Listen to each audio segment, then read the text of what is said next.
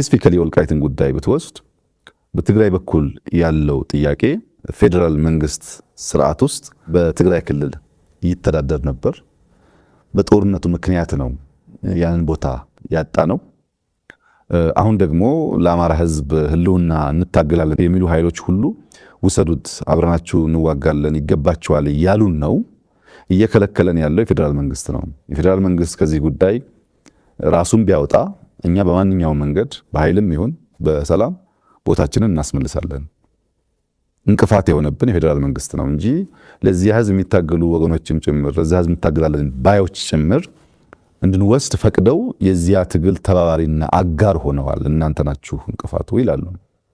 ወደ አማራ ክልል ደግሞ ስትመጣ ከጦርነት በኋላ በፌደራል መንግስት ውክልና የሚተዳደረው የወልቃይት ክልል በህግ አግባብ በተሟላ መንገድ ወደ አማራ ክልል መመለስ ሲገባው የፌደራል ክልል መንግስት አልመለሰም ብለው ያስባሉ። ሁለቱም ጋር ጥያቄ አለ ማለት ነው።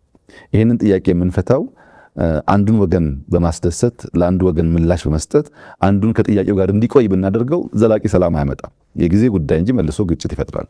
መልሶ ግጭት የሚፈጥርን ነገር ለአጭር ጊዜ እፎይታ፣ ለአጭር ጊዜ ደስታ መመለስ ደግሞ የመደመር መንግስት ፕሪንሲፕል አይደለም። የኛ አንደኛው ፕሪንሲፕል ሚዛናዊነት ነው።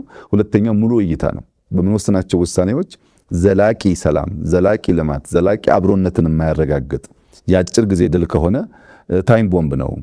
ነገርን ለጊዜው ያዳፍናል እንጂ ከናካቴው አያጠፋውም ብለን ስለምናስብ አንመርጠውም መንገዱን።